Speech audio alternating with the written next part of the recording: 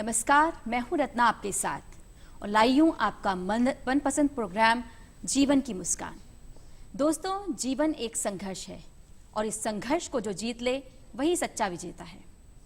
दोस्तों, आपको मालूम होगा कि हमने पिछले एपिसोड में ऑटिज्म नामक विकलांगता के बारे में चर्चा की थी और आज इसी विकलांगता की चर्चा करने के लिए हमने अपने स्टूडियो में आमंत्रित किया है रेवा जी को, जो एक सकारात्मक सोच से युक्त महिला हैं और अपने इस विकलांगता से पीड़ित बच्चे की बाहर निकालने के लिए जी जान से प्रयत्नरत हैं। तो रेवा जी, हमारे स्टूडियो में आपका स्वागत है। धन्यवाद। रेवा जी, ये बताइए कि आप इस प्रकार की विकलांगता से पीड़ित बच्चे की माँ हैं। हाँ जी। तो आपको सबसे पहले कैसे पता चला कि आपके बच्चे को ये विकलांगता है? देखिए, जब ये मेरा दूसरा बेटा है, जब ये हुआ था तो सारे इसके माइलस्टोन्स सब नॉर्मल था, बिल्कुल बराबर से बोलता था, बराबर से चलता था। लेकिन अचानक करीब 2-2.25 साल की उम्र में इसने अचानक से बोलना छोड़ दिया जी। तो हमें लगा कि हो सकता है बच्चा है, नहीं बोल रहा है, नहीं उसकी इच्छा है, लेकिन बोल लेगा। लेकिन फिर कुछ समय बाद ऐसा लगने लगा और लोगों ने भी हमें कहा कि अब बच्चा क्यों नहीं बोल रहा है जो पहले बोला था, तो उसका चेकअप कराना ज़रूरी है। तो ऐसे में हम लोगों ने डॉक्टर्स से बात करी, उनसे मिले, फिर इसके सारे टेस्ट वगैरह हुए और उसके बाद हमें पता चला कि वैसे फिजिकली कोई प्रॉब्लम नहीं है, लेकिन ऑटिज्म नाम की बीमारी है जिसके बारे में हमें कभी कुछ पता नहीं था, जिसके बारे में हमने कभी कुछ सुना ही नहीं था। तो हमें समझ में नहीं आया कि ये क्या है। फिर हमें जैसे जैसे हमने इसके बारे में पढ़ा, जैसे जैसे पता चला, तो एक तरह से सारी जिंदगी आपकी रुक सी जाती है, क्योंकि आपकी जो जिंदगी है एक नॉर्मल उस पर चल रही है और अचानक से आपको पता चलता है कि ये बीमारी है जिसका कोई इलाज नहीं है, जिसके बारे में आपको कुछ पता नहीं है, तो आप एकदम से घबरा जाते हो, एक डिप्रेशन में चले जाते हो। आपको पता नहीं चलता कि आप कैसे इससे डील करोगे। लेकिन समय के साथ साथ पढ़ के, समझ के, डॉक्टरों से मिल के और लोगों से मिल के आप धीरे धीरे अग्रसर होते हो। जी। तो रेवा जी, एक बात बताएं कि आपने कहा कि पहली बार में वो सब कुछ नॉर्मल चलता रहा, सब कुछ उसने बोलना भी शुरू किया, चलना भी शुरू किया। अर्ली इंटरवेंशन क्या होता है? देखिए, अर्ली इंटरवेंशन का मतलब है कि जैसे ही हमें बच्चे के बारे में पता चलता है, हमें तुरंत एक्सपर्ट्स की राय लेनी चाहिए, डॉक्टर्स के पास जाना चाहिए और जितना जल्दी हो सके जो भी थेरेपीज आज हमारे लिए अवेलेबल हैं उसमें हमें उस बच्चे को तुरंत एनरोल करना चाहिए, ताकि जितनी जल्दी उनको ये असिस्टेंस मिलेगी, जितनी जल्दी ये सहायता मिलेगी, उतना ही जल्दी वो प्रोग्रेस कर सकेंगे, उतनी ही जल्दी वो इस समस्या को से बाहर आ सकेंगे। तो अर्ली इंटरवेंशन इसलिए बहुत ज़रूरी है। इसीलिए नए जो पेरेंट्स हैं उनके लिए भी बहुत ज़रूरी है कि अगर उन्हें लगे कि उन्हें कोई भी बच्चे में ज़रा सी भी फर्क है, नॉर्मल से हटके हैं, तो उनका चेकअप कराना चाहिए बिना ये डरे कि क्या होगा, क्योंकि जितना जल्दी हमें पता चलेगा उतना ही जल्दी हम उनकी मदद कर पाएंगे। तो रेवा जी, आपने कहा कि चेकअप कराना चाहिए, तो कौन कौन सी चेकअप्स होते हैं, कौन कौन से टेस्ट होते हैं इनके लिए? देखिए, ये ऐसी डिसेबिलिटी है या विकलांगता है जिसमें आप ब्लड टेस्ट करके या एक्सरे करके इसका पता नहीं लगा सकते। तो इसमें साइकोलॉजिकल टेस्ट होते हैं, पूरे जिसे कहते हैं पूरा प्रश्नावली होती है जो आपसे पूछी जाती है और एज पेरेंट आप बताते हैं कि आपका बच्चा किस तरह से बिहेव कर रहा है, कब से उसको ये प्रॉब्लम शुरू हुई, और उसमें कई सारे प्रिंसिपल हैं जिसकी वजह से आप बता सकते हैं आपको साइकोलॉजिस्ट कि इसको ऑटिज्म है, या ऑटिज्म में भी इसमें भी काफी तरह के बीमारियां हैं, अलग अलग तरह की चीजें हैं, तो आपका बच्चा कहाँ तक पीड़ित है वो आपको पता चल सकता है। तो बच्चे का पता चलता है किस तरह से पीड़ित है, कहाँ तक उसका वो प्रोग्रेस रिपोर्ट जाता है। तो मैं ये आपसे जानना चाहूंगी कि किन बच्चों के लिए ये टेस्ट जरूरी होते हैं, जो इंटरनल है, तो किन बच्चों के लिए जरूरी होता है? देखिए, वैसे तो जब बच्चा पैदा होता है तो वो नॉर्मल है। पहली बात तो यह है, उसके माइलस्टोन सारे अगर नॉर्मल हैं तो वहां तक तो कोई फिक्र की बात नहीं होती। लेकिन जैसे ही हमारा बच्चे का हमें पता चलता है कि बोलने में दिक्कत आ रही है, बोल नहीं पा रहा है, या कुछ चीज उसने सीखी थी और वो भूल गया है, जिसको हम रिग्रेशन कहते हैं, या वो पीछे की तरफ चला गया, तो हमें जरूर जाके तुरंत उसका चेकअप कराना बहुत जरूरी है, क्योंकि कोई भी चीज जो हमने सीख ली है उसके बाद अगर हम उसको भूल रहे हैं तो कहीं ना कहीं कुछ ना कुछ गड़बड़ है, जी। ऐसा सोच के हमें एक बार चेकअप करा हो। जरूरी नहीं है कि ऑटिज्म निकले, लेकिन उसको रूल आउट करना बहुत बहुत जरूरी है जी। ताकि जितनी जल्दी पता चलेगा हम उसका इलाज कर पाएंगे। ठीक है, बिल्कुल ठीक है। रेवा जी, क्या क्या थेरेपीज होती हैं इसकी, अगर आप हमारे दर्शकों को बताना चाहें? बिल्कुल, ऐसे बच्चों में देखिए स्पीच की प्रॉब्लम होती है जी। मेरा जो बेटा है वो नॉन वोकल है, वो जी। बात नहीं कर सकता है, हालांकि वो पहले बात कर सकता था, जी। लेकिन अब वो बात नहीं करता है, तो स्पीच थेरेपिस्ट की जरूरत पड़ती है। देन ऑक्यूपेशनल थेरेपीज होती हैं। जी। उसके बाद इन बच्चों को सेंसरी इश्यूज होती हैं। कई बच्चों को बहुत ज्यादा प्रॉब्लम होती है, जोर की अचानक से आवाज आ जाए तो वो परेशान हो जाते हैं, जी। या कई बच्चों को लाइट से एलर्जी है, जी। या बहुत ज्यादा मूविंग चीजें हैं, ऑब्जेक्ट से, उनसे एलर्जी है, जी। तो परेशानी है, एलर्जी तो नहीं कह सकते लेकिन परेशानी है। तो ऐसे में इन बच्चों को ये सारी थेरेपीज से बहुत मदद मिलती है, जी। है ना। और कई लोग बच्चे जैसे कपड़े नहीं पहन पाते, कुछ फैब्रिक नहीं पहन पाते, या कुछ तरह का खाना नहीं खा पाते, तो ये सारी थेरेपीज इन चीजों को ओवरकम करने में मदद करती हैं। अच्छा। तो ये थेरेपीज लेनी चाहिए। जी। जब आपको पहली बार ये पता चला कि आपका बच्चा ऑटिज्म बीमारी से, या ऑटिज्म विकलांगता, बीमारी मैं नहीं कहूंगी इसको, हाँ जी, हाँ जी। विकलांगता से पीड़ित है, हाँ जी। तो आपका पहला एक्सपीरियंस क्या था कि अपना बच्चा, इतना छोटा सा बच्चा, और वो इस तरह की विकलांगता से पीड़ित है, तो आपने कैसे उसको डील किया, उस मनस्थिति से कैसे आप निजात? बहुत मुश्किल था शुरू में, क्योंकि बच्चा जब नॉर्मल होता है और सब कुछ आपकी जिंदगी में सब अच्छा चल रहा है, जी। तो अचानक आपको पता चला कि ये एक समस्या आ खड़ी हुई है, जी। तो बहुत ज्यादा मुश्किल होता है इससे कोप करना, जी। डील करना बहुत मुश्किल लगता है। लेकिन धीरे धीरे जैसे जैसे समय बीतता है, आप कोशिश करते हो कि अपने आप को नॉर्मलाइज करने की, क्योंकि आपके पास दूसरा बच्चा भी है, आपके और परिवार के सदस्य भी हैं, तो आपकी मनस्थिति सिर्फ आपको ही नहीं, बाकी सब परिवार वालों को भी उसी तरह इफेक्ट करती है। तो ऐसे में धीरे धीरे आपको अपने आप को कहीं ना कहीं समझाना ही पड़ता है कि हमें आगे बढ़ने की जरूरत है, बच्चे की खातिर भी और लोगों की खातिर भी। जी। तो कहीं ना कहीं आप मेरे ख्याल से भगवान संयम देता है, या आप उस तरह का धैर्य अपने आप में पाते हो जो नॉर्मली शायद नहीं होता। जी। जैसे आपने बताया कि आपके 2 बेटे हैं, हाँ जी, है ना? हाँ जी। और दोनों का जो अलग अलग बिहेवियर है, अलग अलग मनस्थिति है, बिल्कुल, अलग अलग दिनचर्या है, बिल्कुल। तो दोनों बच्चों की दिनचर्या में क्या अंतर है, पहली बात? हाँ जी। और दूसरा ये कि दोनों बच्चों के साथ आप कैसे अपना समय डिवाइड कर पाती हैं, कैसे डील कर पाती हैं उनके साथ में? बिल्कुल, जो मेरा बड़ा बेटा है वो बिल्कुल नॉर्मल है, स्कूल में जाता है, अभी 11th क्लास में पढ़ रहा है वो। जी। तो उसका रूटीन तो दिनचर्या तो करीब करीब पूरी बटी रहती है, क्योंकि बच्चा सुबह उठेगा, स्कूल चला जाएगा, आधे दिन बाद आएगा, अपनी पढ़ाई करेगा, जी। खाना पीना करेगा। और अब क्योंकि वो इतना बड़ा हो चुका है, और उसने मेरे दोनों बच्चों में 4 साल का अंतर है, जी। तो उसने देखा है अपने भाई को बड़े होते हुए, उसकी तकलीफों को देखा है, तो वो बहुत सहयोग देता है।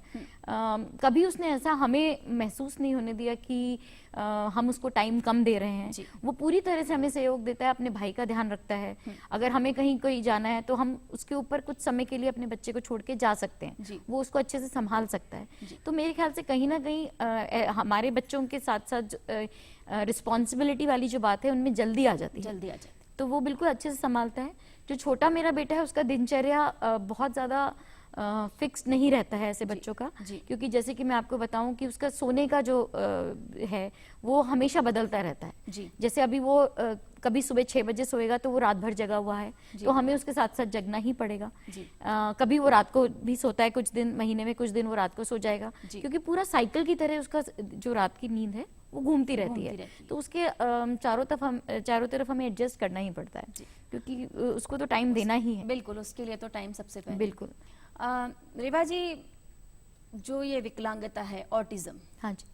इसमें क्या एक ही तरह की मनस्थिति होती है हर बच्चे की, या फिर अलग अलग तरह की मनस्थिति होती है कि कोई बच्चा बोलना बंद कर देता है, कोई बच्चा बहुत बोलता है, कोई बच्चा बीमारी से पीड़ित है तो अलग तरह से बिहेव करता है, तो अलग अलग बच्चे की अलग अलग मानसिकता होती है। तो आप हमें बताएं कि किस तरह से आप जानती होंगे इस विषय में, तो आप किन किन बच्चों से, इस तरह के बच्चों से मिली हैं अपने बच्चे के अलावा? जैसे आपने बताया कि आपका बच्चा नॉन वोकल है, हाँ जी। तो इसके अलावा आप किन किन बच्चों से मिली हैं? क्योंकि अभी बच्चा मेरा स्कूल जाता है तो और पेरेंट्स से भी और बच्चों से भी मिलने का मौका मिलता है, और अलग अलग तरह के बच्चे हैं जी। इन सब में एक चीज बिल्कुल कॉमन है कि ये बच्चे बहुत ही मासूम होते हैं और बहुत प्यारे बच्चे होते हैं, कुछ बोल पाते हैं और कुछ लोग बार बार वही चीज दोहराते हैं, कुछ बच्चे बोल नहीं पाते हैं।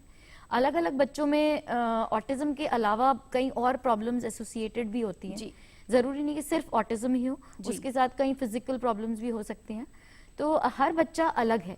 इस स्पेक्ट्रम का मतलब ही यह है कि हर बच्चा जो है वो अलग है, हर उसका बिहेवियर अलग है। कई बच्चे एक तरह का बिहेवियर करते हैं, रिपीटेटिव बिहेवियर करते हैं, कोई चीज से खेलते हैं तो खेलते ही जाएंगे, कोई चीज का एक ऑब्सेशन होता है जैसे, तो वो रहता है। तो हर एक बच्चा अलग है, हर एक बच्चे की अपनी अलग मनस्थिति रहती है, तो हर एक बच्चे से अलग तरह से डील करना पड़ता है। पर इनसे मिलके एक अच्छी फीलिंग आती है कि हाँ ये बच्चे बिल्कुल इनोसेंट हैं, ये आपका बुरा नहीं चाह सकते, इनको कोई जेलसी, द्वेष भावना, कोई कंपटीशन कुछ भी नहीं है, ऐसी कोई भावना इनके अंदर नहीं है। रिवा जी, जैसे ह्यूमन बीइंग हैं हम और हमें हर जगह हर परिस्थिति में सोशलाइज हैं, सोशल हमारी एक्टिविटीज होती हैं। जैसे आपने बताया कि आपके दोनों बेटे हैं, आपके परिवार में आपके मतलब उनके ग्रैंडफादर, ग्रैंडमदर सब हैं। जी हाँ। जब आप बाहर जाते हैं, स्पेशली घर में तो ठीक है, सबने परिवार ने मिलके संभाल लिया, बच्चों ने मिलके संभाल लिया, बिल्कुल। लेकिन जब आप बाजार जाते हैं, मॉल में जाते हैं, पिक्चर हॉल जाते हैं, रेस्टोरेंट जाते हैं, कहीं किसी फंक्शन में जाते हैं, सोशल गैदरिंग में जाते हैं, बिल्कुल, तो वहाँ अपने बच्चे को ले जा करके आप ले जाते हैं तो कैसा महसूस करते हैं? मतलब कहीं आपके मन में वो भावना कि नहीं यहाँ पे ये कुछ बखेड़ा ना खड़ा कर दे, या इस तरह की कोई बात, या फिर लोगों का सपोर्ट आपको मिलता है? ये डर हमेशा रहता है क्योंकि बच्चों का ये बिहेवियर ही सबसे बड़ा इशू होता है जी। और क्योंकि जैसे कि मैंने आपको बताया था पहले कि ज्यादा लाइट, ज्यादा साउंड, ज्यादा भीड़, इनकी तरफ ये बच्चे सेंसिटिव होते हैं और किसी भी पल इनका बिहेवियर बदल सकता है, क्योंकि ये एक तरह की इनविजिबल डिसेबिलिटी, आप देखकर बच्चे को नहीं बता सकते कि इस बच्चे में कोई प्रॉब्लम है। तो अचानक से जब बच्चा, अगर मॉल में आप शॉपिंग कर रहे हैं, अचानक से बच्चा नीचे गिर गया, चीखने लगा या चिल्लाने लगा, तो जो आसपास के लोग होते हैं वो बड़ी अजीब सी नजरों से देखते हैं, क्योंकि बच्चा नॉर्मल दिखता है तो उनको लगता है कि कितना बदतमीज बच्चा है या पेरेंट्स ने कितना ज्यादा बिगाड़ रखा है अपने बच्चे को। ऐसे में कहीं ना कहीं मन को दुख लगता है। तो उसका सिर्फ एक ही सोल्यूशन समझ में आता है, वो ये है कि ज्यादा से ज्यादा लोगों को अगर ऑटिज्म के बारे में पता हो, इस अवेयरनेस के बारे, जितनी अवेयरनेस होगी उतना ही लोग हमारा साथ दे पाएंगे। मान लीजिए कि कोई मॉल है, हम शॉपिंग कर रहे हैं, 4 बैग मेरे हाथ में है और अचानक मेरा बच्चा रोने लगता है, बिखर जाता है, चिल्लाने लगता है। ऐसे में अगर जो लोग हैं, देखने वाले हैं, अगर हमारी मदद नहीं कर सकते तो अपने काम से काम करें, और अगर मदद कर सकते हैं तो शायद आकर के मेरे हाथ से बैग ले लें कि लाइए हम ये पकड़ते हैं, आप अपने बच्चे को संभालिए, क्या हो गया है, एक दिलासा, एक अंडरस्टैंडिंग, एक सहारा। तो एज अ पेरेंट बहुत ज्यादा सपोर्ट मिलता है। और ऐसे में अगर अवेयरनेस होगी तो हम लोग भी 2 बार नहीं सोचेंगे बाहर जाने के लिए। आज हम पहले सोचते हैं कि किस टाइम हम ले जाएं, भीड़ कम हो उस समय जाएं तो बेहतर होगा, ताकि ज्यादा से ज्यादा लोगों को परेशानी ना हो। लेकिन अगर सब लोगों को इस बारे में पता है और सब लोग, हमें पता है कि वो लोग हमें सपोर्ट करेंगे, तो ऐसे में तो फिर हमारा काम बहुत आसान हो जाएगा। रिवा जी, शहर के लोगों का तो बिल्कुल ठीक है कि इस तरह के प्रोग्राम चलते हैं और लोग आपस में मिलते रहते हैं और जानते हैं, जैसे आप भी पहले नहीं जानते थे और फिर धीरे धीरे आप इसको जानने लगी और आप अच्छे से अपने बच्चे को आपने लुक आफ्टर करना शुरू किया। जी हाँ। लेकिन गाँवों का क्या? गांव में भी इस प्रकार की बीमारी होती ही होगी नेचुरली, लेकिन उन लोगों को अवेयर नहीं है, वो लोग अवेयर नहीं है, वो जानते नहीं है कि ये ऑटिज्म क्या है, हम इससे कैसे निजात पाएं। और मेरे ख्याल से तो अंधविश्वास के चलते वो इसको जादू टोना और भूत प्रेत वाली समस्या उनके सामने आ जाती है। तो उन लोगों को कैसे अवेयर करें? अभी बल्कि कोई हमारे पड़ोस में है, उन्हीं के गाँव में से उन्होंने बताया कि एक बच्चा ऐसा है और उसको बहुत ही बुरी तरह से रखा जाता है, कमरे में बंद कर दिया जाता है, जहां भी वो जाता है उसको, वो 7 साल का बच्चा है। तो उसको प्यार नहीं दिया जाता, उसको दुत्कार दिया जाता है और माँ बाप को भी कहीं ना कहीं इल्जाम दिया जाता है कि उन्होंने ऐसा बच्चा, उनका ऐसा है। तो ये बहुत सुन के बड़ा दुख लगता है बच्चे के लिए भी और उनके माँ बाप के लिए भी, क्योंकि इसमें किसी की कहीं कोई गलती नहीं है। ये एक विकलांगता है जो आ जाती है, किस वजह से आती है वो आज तक हमें नहीं पता। रिसर्च चल रही है, पता करने की कोशिश की जा रही है, इलाज की भी तलाश की जा रही है, लेकिन जब तक वो नहीं होता हमें अवेयरनेस की बहुत जरूरत है, जैसे आपने कहा। और गांव वगैरह में बहुत ज़्यादा। तो मेरे ख्याल से दूरदर्शन एक ऐसा माध्यम है जो हर जगह मेरे ख्याल से पहुंचता होगा, और वहाँ पे अगर हम ज़्यादा से ज़्यादा ऐसे प्रोग्राम करें, उन लोगों को बताएं कि किस तरह से वो डील कर सकते हैं, किस तरह से जादू टोना और इस सब में ना पड़ के इलाज करें, अपने बच्चे को खूब सारा प्यार दें, उसको समय दें, तो मेरे ख्याल से बच्चे का बहुत कुछ इम्प्रूवमेंट हो सकता है, उसमें फ़ायदा हो सकता है। मैंने रिसर्च किया, मैंने इस विषय पे देखा, तो यूएनओ ने इसके लिए एक ब्लू कलर की मान्यता दी है कि ब्लू कलर को से डेकोरेट किया जाए, ब्लू कलर से। तो ब्लू कलर बॉयज के लिए होता है। जी हाँ। तो क्या रेवा जी इसका मतलब ये है कि ये जो विकलांगता है वो गर्ल्स में नहीं पाई जाती, लड़कियों में नहीं पाई जाती? नहीं, ऐसा नहीं है, लड़कियों में भी ये विकलांगता है, लेकिन जो कमी है, रेशियो जो है वो बहुत कम है। अच्छा। ये विकलांगता लड़कों में ज्यादा पाई जाती है जी। तो इसलिए यूएनओ ने जनरल असेंबली में एक अवेयरनेस की को ध्यान में रखते हुए उन्होंने ये पास किया कि ब्लू कलर से 2 अप्रैल के दिन हर साल 2 अप्रैल को बड़ी बड़ी buildings all over the world, पूरी दुनिया भर में, उनको नीले रंग से प्रकाशित किया जाएगा।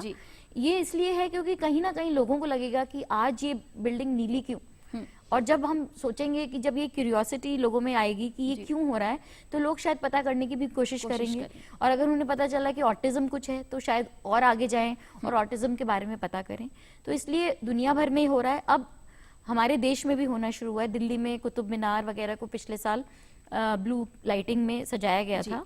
तो ये सारे मेजर्स हैं ऑटिज्म के लिए, अवेयरनेस फैलाने के लिए।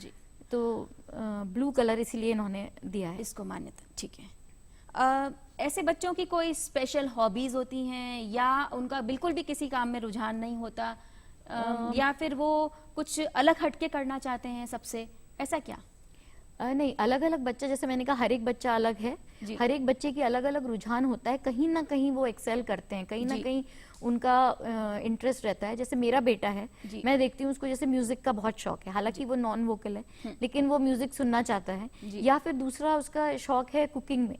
अच्छा। तो वो जाके जब और ये फेजेस में आता है, जब उसका मन होता है तो वो चाय बनाना जानता है, वो उसको पता है कि पानी चढ़ाना है, दूध डालना है, पत्ती डालना है, तो वो अपने आप सब कर लेगा और वेट करता है कि हम गैस जला के दे दें, क्योंकि गैस जलाना हम उसे सिखाते नहीं। अच्छा। और आलू की सब्जी उसे पता है उबालना है, तो वो प्रेशर कुकर निकाल के हमको दे देगा। अच्छा। आलू ला के दे देगा, तो हम समझ जाते हैं कि ये आलू उबाल के कुछ करना चाहता है। तो वो उसको पता है कि घी डाल के हम उसमें छौंका लगाना है, तो वो सारा सामान निकाल के और मसाले में से वो मसाले भी डालने की कोशिश करता है।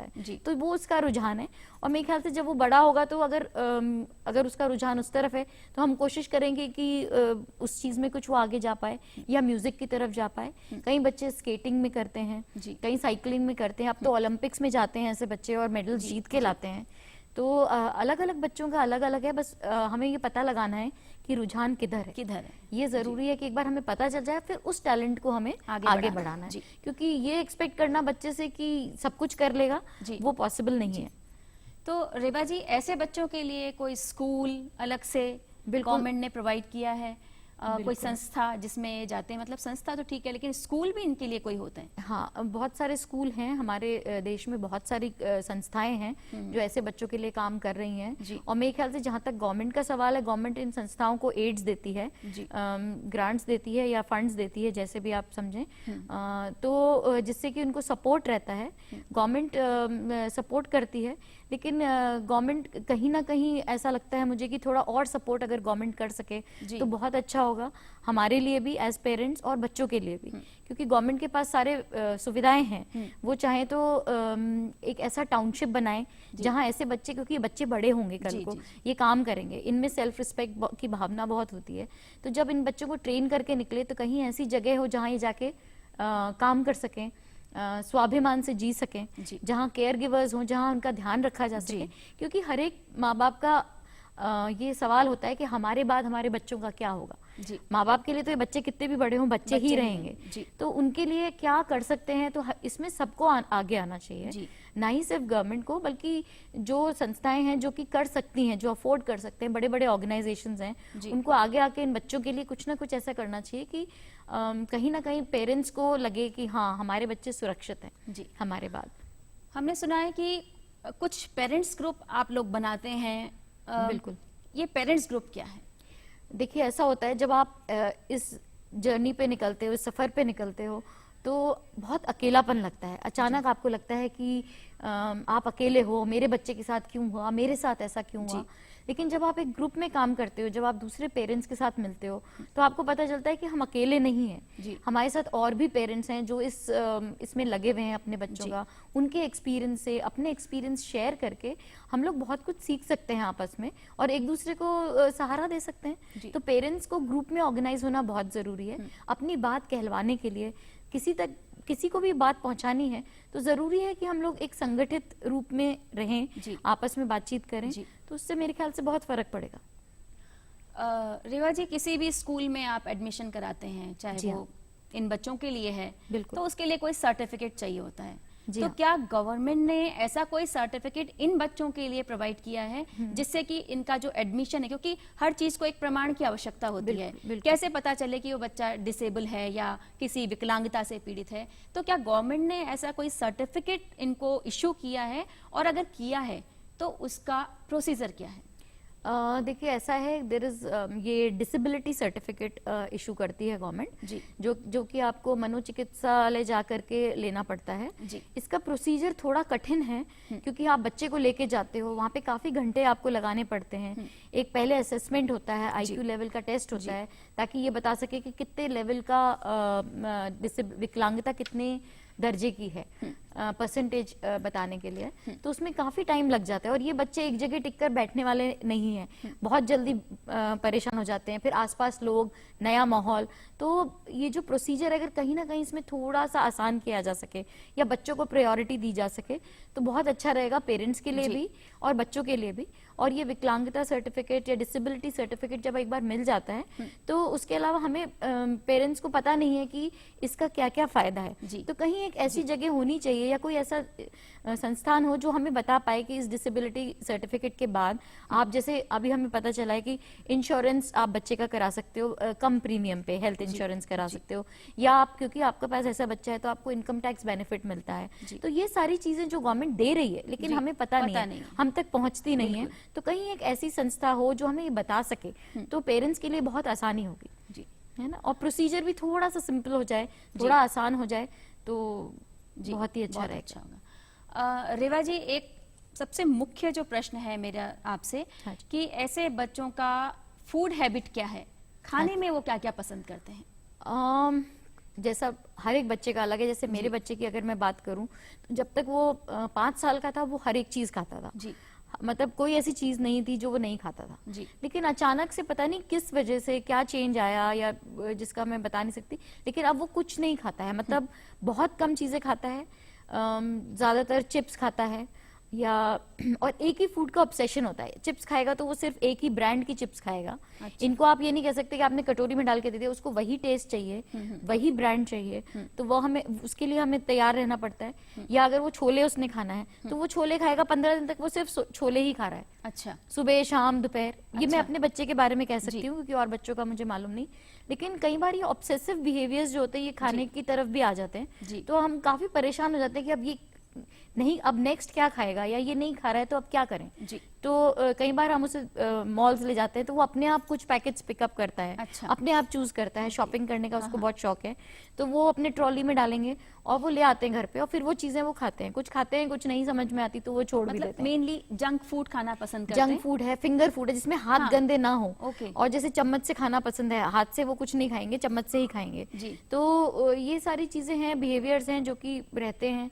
मेरे बच्चे के साथ हैं, आगे और बच्चों के साथ भी होंगे लेकिन मुश्किल होती है, मुश्किल होती है। हाँ, क्योंकि एक नॉर्मल बच्चा भी फूड हैबिट, बेचारी माँ पीछे लगी रहती है, ये खाओ ये खाओ, और फिर ऐसे बच्चों का तो है ही। बिल्कुल।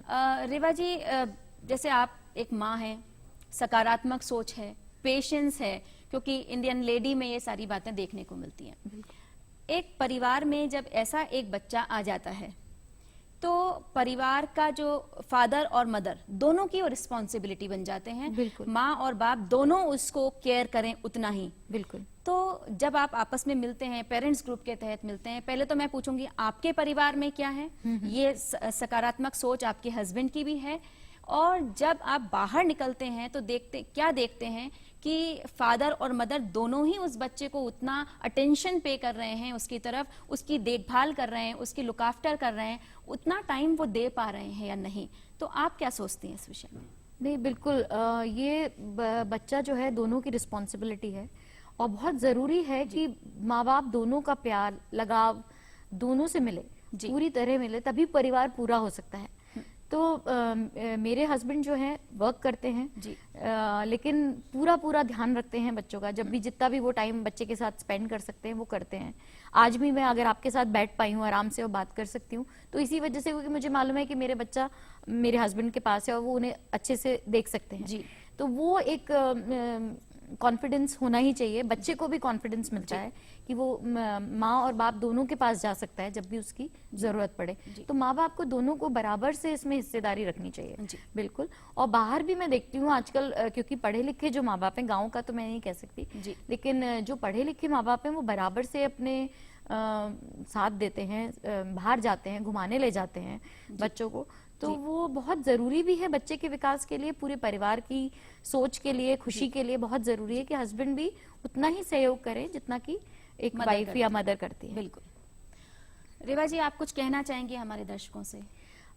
बिल्कुल, मैं ये चाहती हूँ कि अवेयरनेस, आज आप ये प्रोग्राम देख रहे हैं, आप ज्यादा से ज्यादा जानिए ऑटिज्म के बारे में, ताकि कल को जब आप बाहर निकलें आपको एक ऐसा बच्चा दिखे, एक पेरेंट्स दिखे जो अपने बच्चे के साथ परेशान हो रहे हैं, तो आप उनके पास जाके उनकी मदद कर सकें, उनको बता सकें कि हम जानते हैं, हम आपके साथ हैं। इससे हमारी सोच में बहुत फर्क पड़ेगा। अपने बच्चों को बताइए, अपने घर वालों को बताइए इस बारे में कि ऐसी एक विकलांगता है, ऐसी जिसमें सपोर्ट की, प्यार की बच्चों को बहुत ज्यादा जरूरत है। स्कूल्स भी आगे आए, ऐसे बच्चों को अपने स्कूल्स में रखें ताकि उनके बच्चे जान सकें कि ऐसे बच्चे हैं, क्योंकि अगर हमारी अगली जनरेशन जानेगी ऐसे बच्चों को तो हमें अवेयरनेस की जरूरत ही नहीं पड़ेगी। आज जो हम मेहनत करके अवेयरनेस फैलाने की कोशिश कर रहे हैं उसकी जरूरत ही क्या है? अगर बच्चे ये जानेंगे, अगर वो देखेंगे एक बच्चा, वो जानते हैं कि उसको क्या प्रॉब्लम है, वो उसको सपोर्ट कर सकते हैं। रेवा जी, आपने बहुत अच्छी जानकारी दी हमें। तो देखा आपने दोस्तों, कोशिशें किसी की नाकाम नहीं होती, कोशिशें किसी की नाकाम नहीं होती, क्योंकि पंखों से नहीं हौसलों से उड़ान होती हैं। ये बच्चे बगिया के फूल हैं, इन्हें प्यार चाहिए, दुलार चाहिए, सहारा चाहिए। इन पर तरस खाकर इनके जीवन की मुस्कान को छीनने का हमें कोई अधिकार नहीं है। रेवा जी, आप हमारे स्टूडियो में आई और आपने इतनी महत्वपूर्ण जानकारी एज मदर, एज पेरेंट आपने दी और सारी माँओं को संदेश दिया। इसके लिए आपका बहुत बहुत धन्यवाद। नमस्कार। नमस्कार।